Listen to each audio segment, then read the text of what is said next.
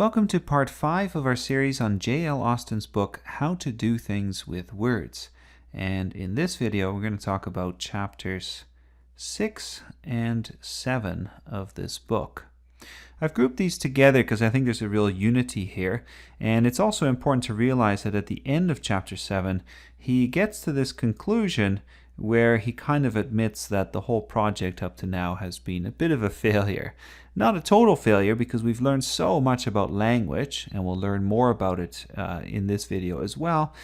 But at the same time, it's important to recognize that the basic distinction that Austin is trying to draw, which is the distinction between a performative statement, doing something with your words, and a constative or descriptive statement, where you're describing something with your words, that distinction ultimately does not hold. And so he concludes, now we failed to find a grammatical criterion for performatives, but we thought that perhaps we could insist that every performative could in principle be put into the form of an explicit performative. And we've talked about this in previous videos. This is really that idea that behind a kind of ambiguous statement that has performative force but doesn't have the right words, we can still turn it into a performative by reducing it to the present simple tense. So that would be something like I promise, right? If I say I promise, that's the, there we go. That's the present simple. And in that case, that would be the explicit performative. He says, and then we could make a list of performative verbs. So we can make a long list of every verb that would be performative, and we could separate them from the other verbs which are not performative. Sounds like a grand vision and a really boring thing to do, to go through the whole dictionary and figure out which verbs are performative. But then he says this, he says, since then we have found, however, that it is often not easy to be sure that even when it is apparently in explicit form, an utterance is performative or that it is not. And that's certainly what you're going to see in this video, that so often this distinction breaks down. Even when we have this explicit form, we still can't be absolutely sure. And that's really what we're going to find out here. So he says it is time then to make a fresh start on the problem. And we are not going to make a fresh start in this video. If you want to skip ahead, you can go to the next video. But at this point, we're just going to focus on the sense of failure. And I think we can still learn a lot from that, because Austin is very precise in thinking about how we use verbs and ideas and so on. So one of the things he talks about in this chapter is really this question of how does language evolve? And he doesn't give us a specific theory. In fact, he's very skeptical about saying that one thing happens before another. But at the same time, I think he's working with this general notion that over time, as we sort of move right in the graph, and I've just made up this graph for you, but over time, we will get increasing clarity. So if you think about this, a language might start out with very simple vocabulary. You might simply use one word, right? There's a bull in the field. Well, you just say bull, because that's one of the few words that you have.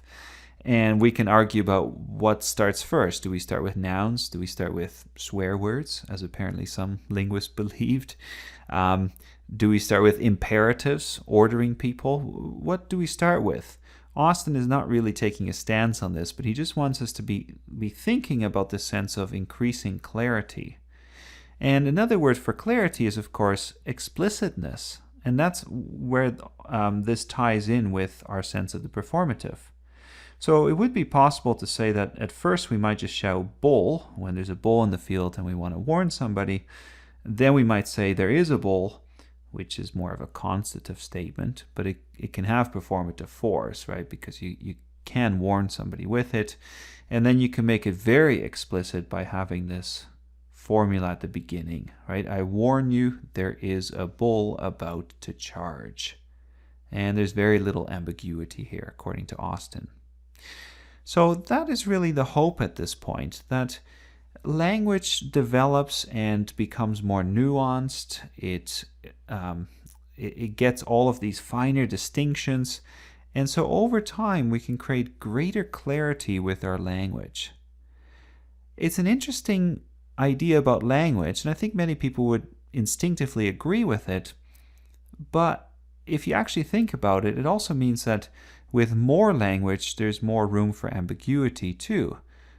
We can add more and more words to create clarity, but all of these words may have extra meanings. There may be puns, there may be difficulty deciphering exactly what is meant, and so we're still relying on context often. And that's really the problem that Austin keeps coming back to, this sense of context.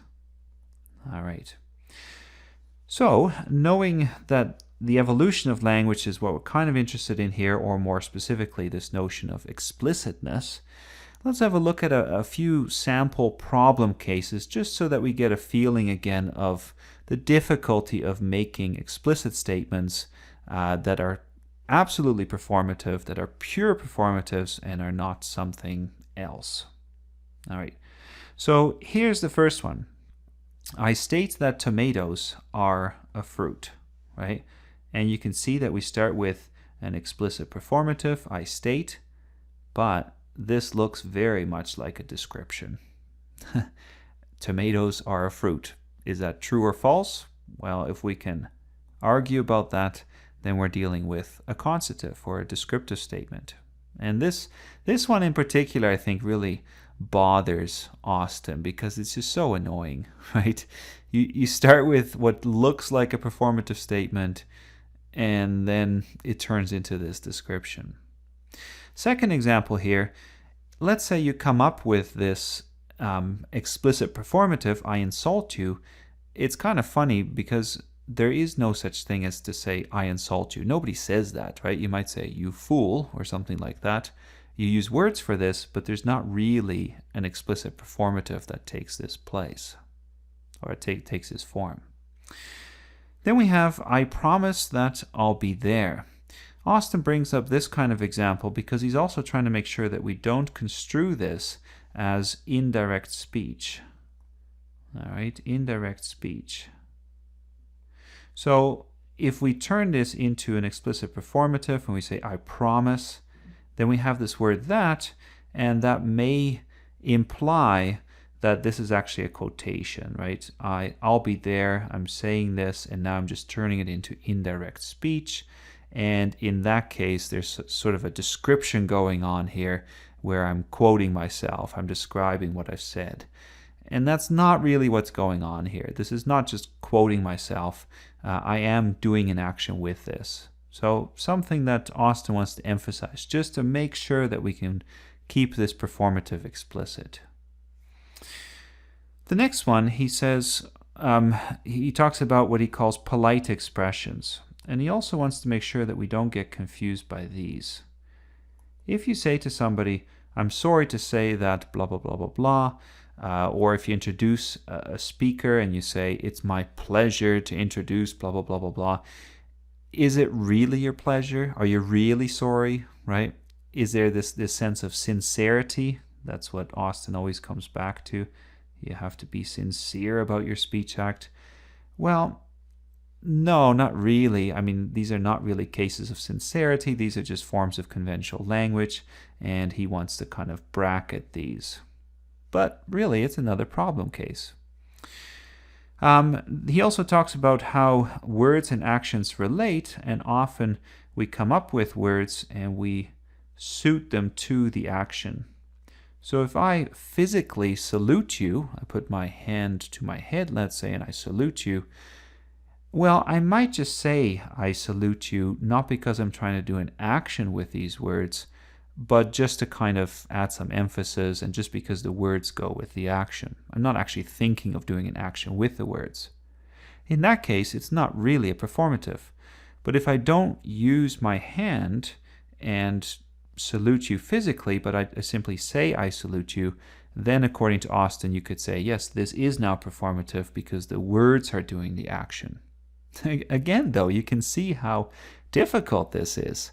And I'm really bringing up examples that are kind of spread out throughout these chapters to show that every time Austin is being pulled away from his notion about the explicit performative by all of these problem cases. And he tries to say, well, this is where we need to draw the line. This is where the boundaries are. but it's really not easy.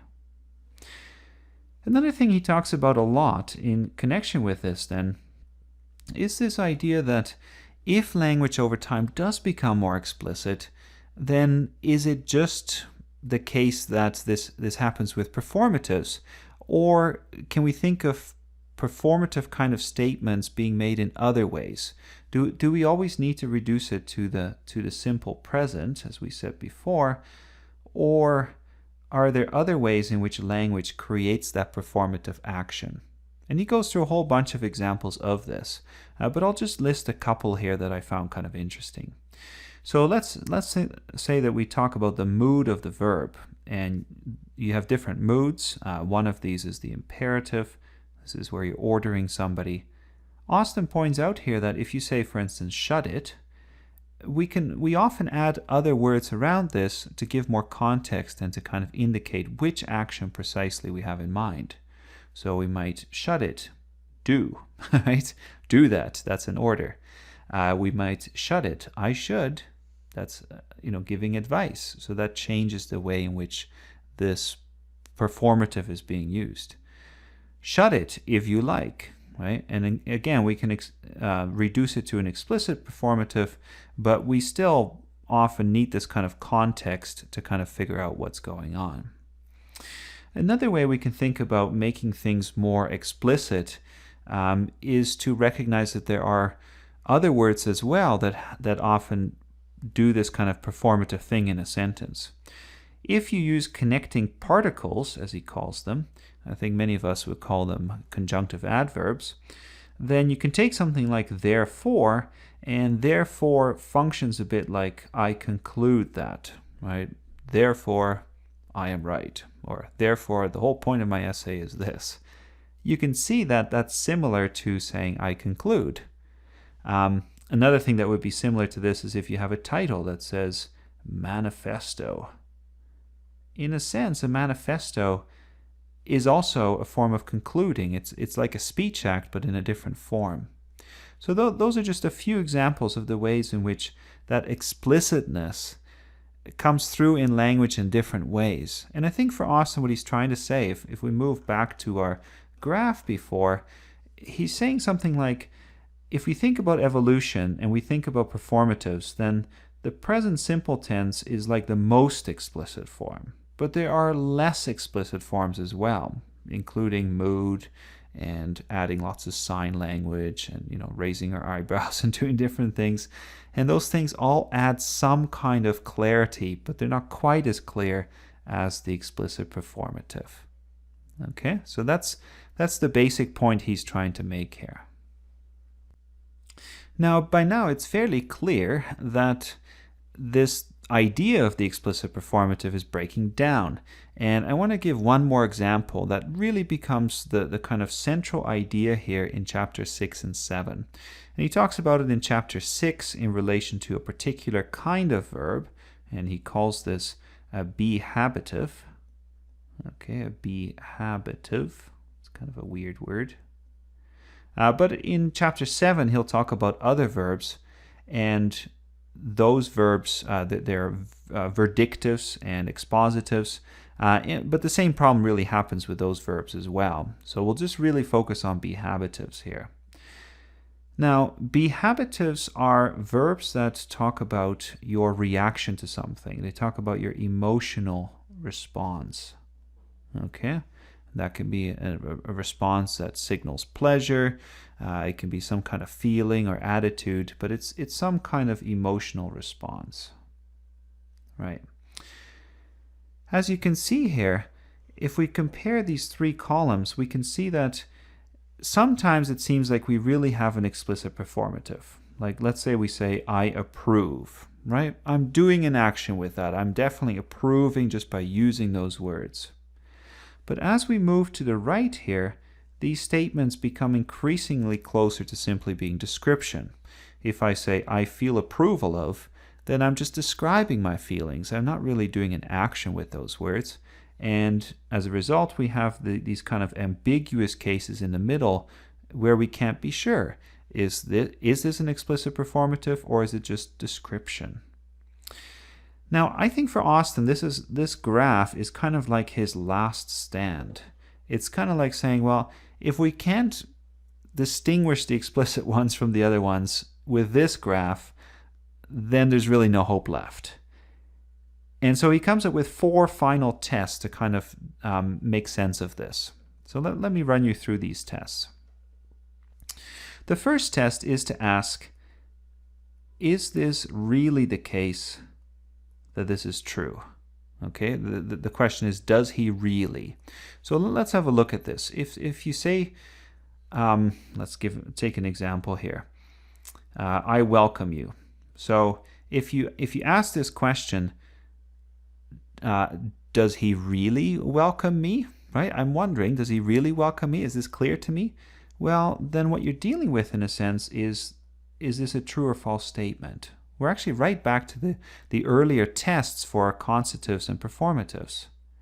Now, if somebody has an explicit performative, then the idea is that asking does he really doesn't really make much sense, because it's so obviously a performative that to say, do you really bid me welcome, is kind of redundant, right? It's kind of a silly thing to say because it's an explicit performative. So that's one of the tests. The second test is, can we do without words? Like, do we really need words to be able to say this or to do this? For instance, if you say, I apologize, do we need to have the words I apologize for that to be an action? And we would say probably yes, yeah, we need those words. That is what constitutes the action. I can't just sort of imply it somehow. On the other hand, if I say I repent, it might be quite evident from my actions and my tears and all kinds of other things that I am repenting and I'm not doing an action with this. So the words are not quite as essential. I think you can see that this is breaking down already, right? I mean, even a phrase like I repent, you can use that as an action. You can use that instead of I apologize, right? You could say I repent of all my sins and turn that into an action. So this graph itself, I think, is somewhat problematic already. But anyways, we have 2 more tests, and the third one is this question of deliberateness. So you can ask the question, does he do it deliberately? All right, so if we go back and we say I approve, if you say, can he do it deliberately, then you would say, yes, yeah. There's a sense of willpower there, of intention, and of what we would call sincerity. So sincerity. And I raise this, or I bring up this word again, because in a sense these 4 kind of criteria that he comes up with here, they're not new. They all go back to these earlier questions of, are these things true or false? Can we figure out if this statement is sincere or happy or unhappy? None of this is really new. So then the question becomes, for these other statements, does deliberateness really matter? If I say I feel approval of, does it make sense to say, does he deliberately feel approval of? You can hear that doesn't make much sense, right? And in that sense, yeah, you can say sincerity does seem to go more with these explicit performatives. So maybe this is a good test. Well, ultimately, it's not a foolproof test, and we'll see that again in a moment. But for now, it seems quite promising. And then the last test here is, can the statement be literally false? I think this one is not that different from number 1 here, actually. This question of true or false. So with these first ones, because they are performatives, they're ostensibly beyond the true or false distinction, and the ones on the far right, these are definitely more, they can be literally false, right? If you say, I am disgusted by, well, that could be very much false if I don't see any sign that you are truly disgusted. But if I say clearly, I criticize, then that's not really a question of being true or false. It has to be so obviously true because it's so so explicit in terms of what I'm saying. Right, so we have 4 tests, and we might think, well, that solves it. But as I've hinted throughout, and I've given lots of examples already, it doesn't really work. It seems to work for a few verbs, but we do have these ambiguous cases, and just to show that things keep falling apart, we'll end with just a few final examples. All right, so let's finish with a few final examples here. The first one here is something that a judge could say in a court. And if the judge says, I hold that you are guilty, let's say, then that seems very much something like an explicit performative. But what if somebody else says that? If I say, I hold that 2 and 2 make 4, or I hold that you are beautiful, or whatever I want to say, in that case, it doesn't seem to have quite the same force to it. It doesn't seem to have quite the same power. I'm not really doing an action with it. I'm not declaring that you are guilty, let's say. I'm just describing something. Same kind of thing with I agree. If you say I agree that, then you might simply be describing your agreement, although you could also be doing an action with it. And Austin points out that you can see this a little bit in the typical kinds of prepositions that we add to I agree. If you say I agree to your proposal, let's say, right? That seems very much like an action. I might sign on the dotted line. But if you say something like I agree with your idea, that's describing almost more your agreement that you already have. Now, this is not, again, a watertight distinction, but it does get to the point that so much depends upon context, and we can't simply say, well, we've got a verb here that's an explicit performative. Let's put it in our list, and we're done. We simply can't do that. Here's another one. If I say I assume, that might sound like an explicit performative, but there are all kinds of problems with it. In fact, a lot of our tests don't even really work here. So does it make sense, for instance, to say that you could do this without words, right? How would that work? The assumption can be implied. So you could probably do it without words. You could simply say something and your assumption is implied, and so you don't need to state it. Well, if that's the case, then this is not an explicit performative, even though we might like it to be. There are problems with intentionality here. So if I assume something, do I really mean it? I could even use the phrase loosely. I could say, I assume you're probably right. That doesn't create really much confidence in my assumption. That's sort of going along with the flow. So that's another problem that we have here. And then the final one, I believe that this is almost like the last hope that Austin holds out.